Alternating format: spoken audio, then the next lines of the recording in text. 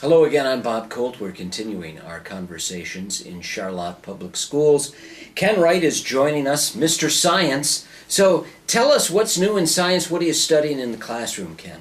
Right now, the first grade, we're working on some fun stuff, learning about the sun and the solar system and how the sun impacts us here on Earth. Obviously, we don't feel it much the last couple days, but the sun does warm us. Yeah, and the sun's important. What do you tell kids?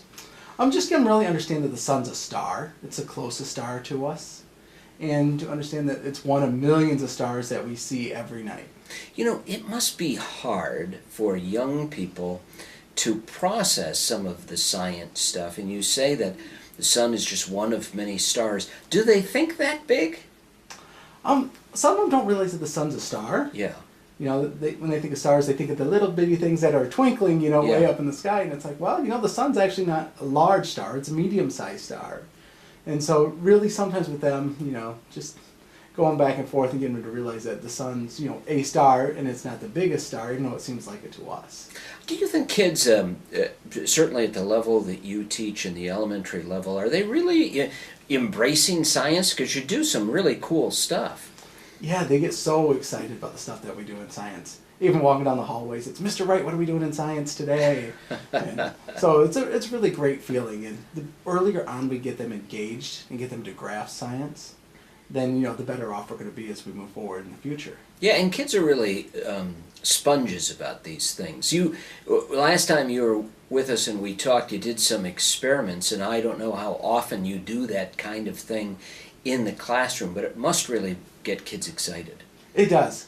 We try to, get as much hands-on activity we can, especially at this age, just even simple things, testing gravity with balloons, trying to keep a balloon off the air, off the ground in the air for kindergartners. Describe that a little bit. Well, it's a kindergarten lesson, talk about gravity, and that no matter what we have here on Earth, it's always pulled down to the Earth. So we use a balloon as an example, and I have the kids, group about 4 or 5, stay in a circle, and they got to try to keep the balloon up using just their hands. Then afterwards, we have a nice little discussion about why did the balloon want to keep coming down even though you kept pushing it up. Interesting. And so that's kind of like the first step in the whole conversation about gravity and the universe and everything else, big stars that you do. Now you also brought with you a timeline, and I wanted you to share that with us because it's kind of interesting what you've had the young people do. Yes, the timeline I'm going to be showing was actually made by Mrs. Bagling's second grade class out of Washington, and it was celebrating the 150 years of Charlotte. And they put together a really nice,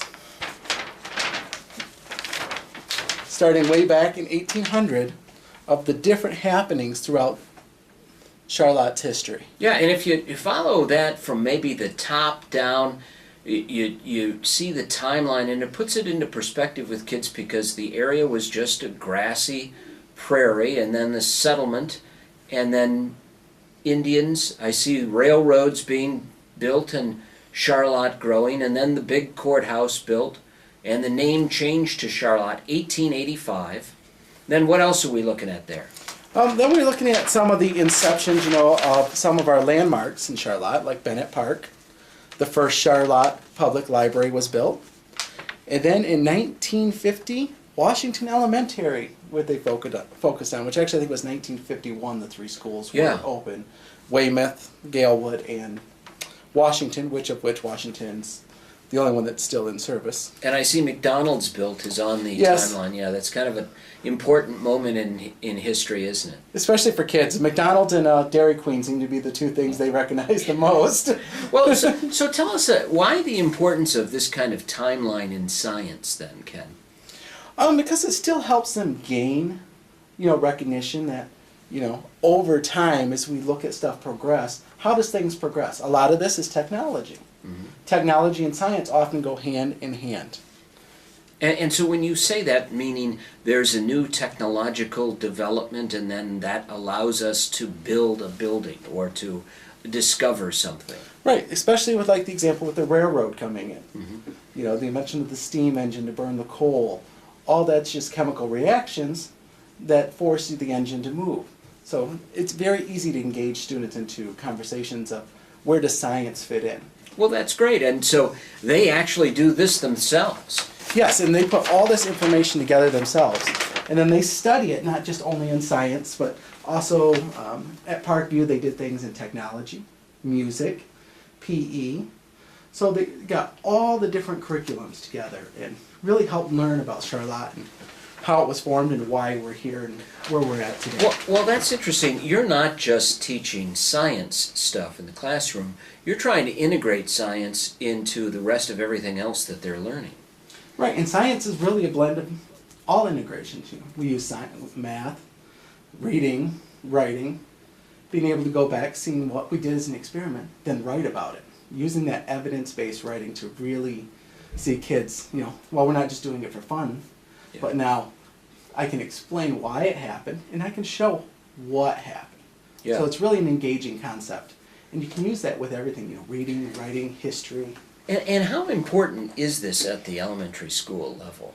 It's very important. The earlier we get them to understand and use these methods, the reading, the evidence-based writings, just get them engaged in learning overall and understanding that, yes, we're learning about science, but all these things that have happened in history, how do they tie into science?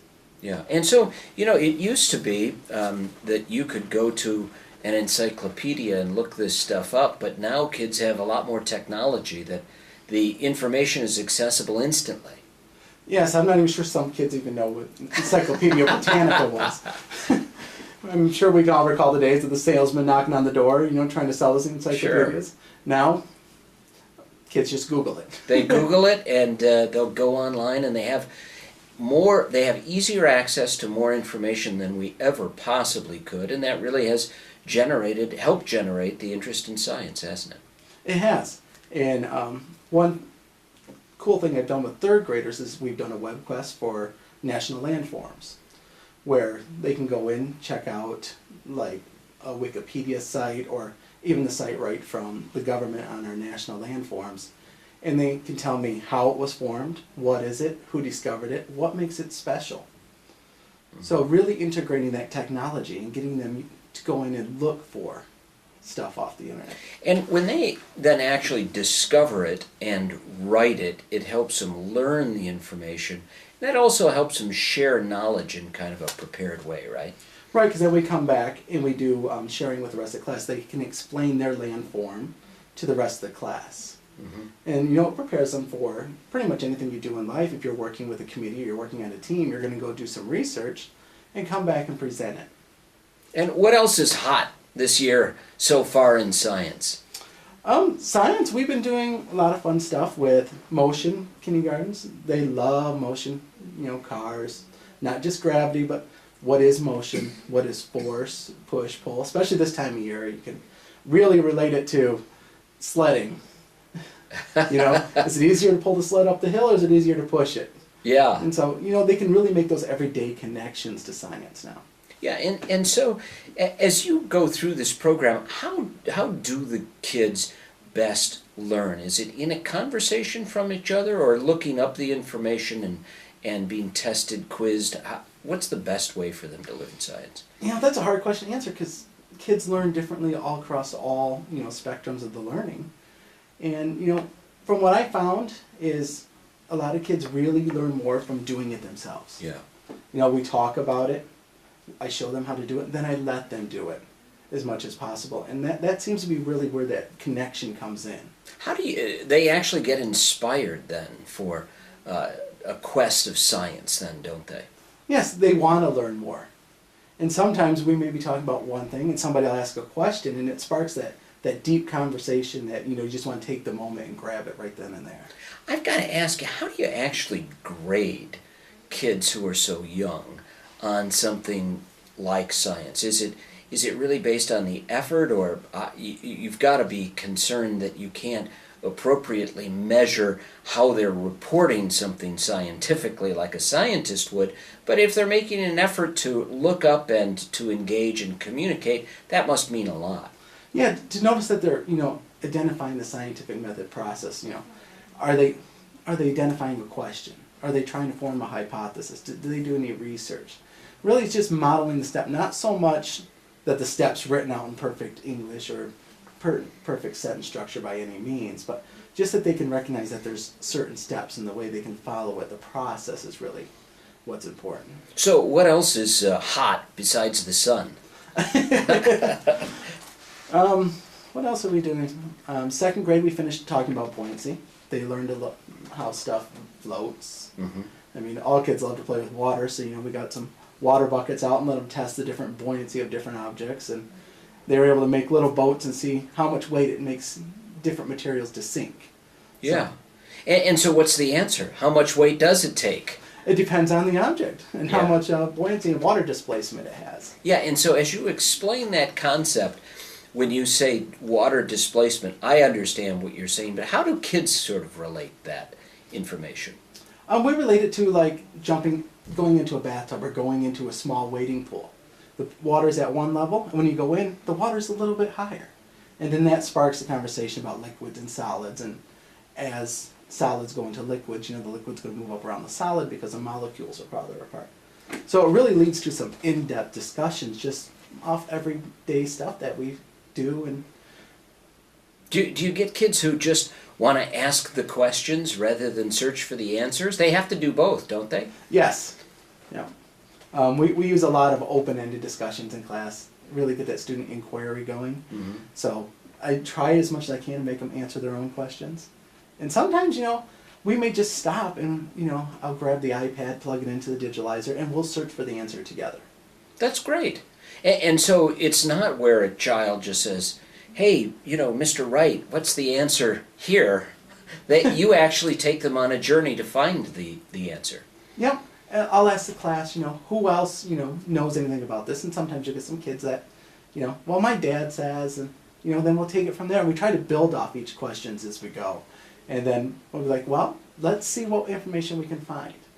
And we have the Discovery Tech book for, the elementary, just like they do for the upper L's and the high schools too. So a lot of times we can just connect to Discovery Ed, and we can find between their videos and all the information that's there, we can find the information there. And that's a great resource for a teacher, isn't it? That to be able to just dial up some of that stuff and know that a lot of other really smart people have put some effort into explaining this to young people. Yeah, because a lot of times, they have these little cool animations, which is, cartoon-like figures, and it works great at the elementary level. Yeah. Kids love cartoons. Yeah, and so if we just had some of the fun cartoons that they watch after school, if you had that, but I would imagine you've got them excited about a lot of science things that they're looking up information at home. Yeah, when they can. Like, I have a couple students that actually went home and tried their own experiments with different liquids. They froze them and seen how long it took each liquid to freeze. Chocolate milk, soapy water. So that was kind of cool to see when they come in so excited. Next time I see them, they're like, "Mr. Wright, I tried this at home," and I'm like, "Well, what'd you find out?" And they'll kind of stare there for a minute and they'd be like, "Well, the chocolate milk doesn't freeze as fast, but it does taste good." So, and so as you take them through a variety of different kinds of experiments, they can see it's visually demonstrated what's happening. But you also have to be able to provide the commentary to explain what's occurring, like chocolate milk freezing, right? Right, you got to definitely be on the spot with a lot of, you have your game plan for the day, but we know in education game plans they go out the window in the first 5 seconds. So you really got to be on your toes and expect what the kids may be interested in. Especially like, if we go back to the sun model, the kids are so excited about space. So talking about the sun, all of a sudden you're going to go into the moon, the planets, and is there life on other planets? Is there aliens? So what's the answer, Mr. Wright? I don't know, but we'll find out someday. Well, science, it's not always perfect, that you don't know all of the answers to things, but you can explain what you've discovered and is in front of you. Do you get kids who kind of struggle with some of those concepts because so many other things are going on in their lives? Because as you say, that the sun is only one star, I would imagine that's kind of tough for a young person to comprehend. Right, stuff like that, especially if it's their first exposure to some big concept like that. So a lot of times we have discussions about, in science, we try to explain things. in the science, we can usually explain things, and if we can't, then we can develop a process to try to come up and recreate it so we can explain it. And that's really goes back to the process, and that's what they're learning, is the process of learning and being able to describe things. And, you know, even if we don't know the answer now, we can find the answer later. Well, Mr. Wright, let's take a little quiz. Okay. Let's talk about the universe. If you have, what's the most important thing that young people in the elementary level should know about the universe? The universe, that we're just a small part of it. We're just one galaxy out of, you know, millions of galaxies. So what lies beyond our galaxy? We don't know.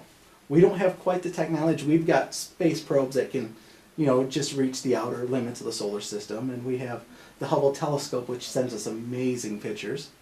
But we don't know what lies really outside of our own solar system in this. Well, here's a question from a kid.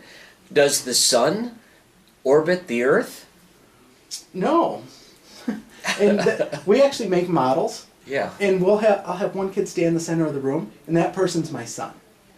And then we'll practice being the other planets walking around it, and it goes back to that gravity thing. The sun has the most gravity in our solar system, so it's going to pull all the planets into an orbit around it. So the Earth orbits the sun, and it's a little different. Everybody, even in our own history as a world, we thought that, you know, maybe the sun orbited us, but that's not true. And so what do you tell people about the other planets then? How are they different than Earth? We discussed, you know, their shape, their size, their closeness to the sun is going to depend on their temperature. And we start talking about different atmospheres.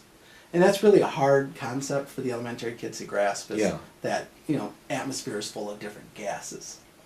You know, for the most part, they're still learning. You know, we breathe in oxygen, we breathe out carbon dioxide. That's about as far as gas we go. Most of the time when we bring up gas in class, it reverts to well, that's what mom puts in the car.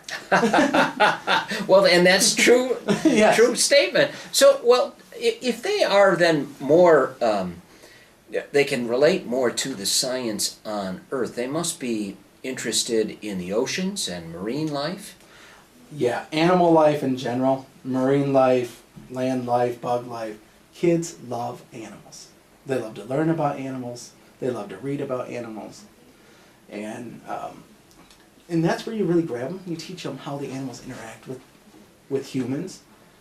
What are we doing to protect animals? Maybe what we're doing harmful to animals. You know, we teach them that balance. You know, that there's good things, there's not so good things. And how do we find that balance in a lot of things? Yeah, and really, I think a lot for young people, they don't know that the balance is constantly in change, isn't it? It is. And a lot of it reverts back to what's going on in our atmosphere, what's going on in the sun. As it heats up, it's heating up, melting some of the polar ice caps. You can get into a great conversation with polar bears and their migrations being affected by the sun warming up the polar ice caps too much. Yeah. So here's another quiz question. Is the Earth, or do we have global warming going on? All evidence points to yes. I mean, there's definitely, receding in the glacier lines. There's overall a general increase in temperature in the Earth. Ocean levels seem to be rising while the ice is receding. So. But it may just be climate change. It may not necessarily be warming long term, because when we think of warming, we think maybe in a time of 20 or 50 years, and obviously the Earth is a lot older than that. Yes. So warming, from a long-term perspective, may be a little bit different in that answer, right? It is. And, if we can get the kids to understand that the Earth's been around for millions and millions of years, is what's happening, is that really global warming, or is it just a cycle of the Earth? Yeah. And that may be something we don't really know at this point. And what do they say when it's snowing so hard outside and we're talking about global warming and climate change?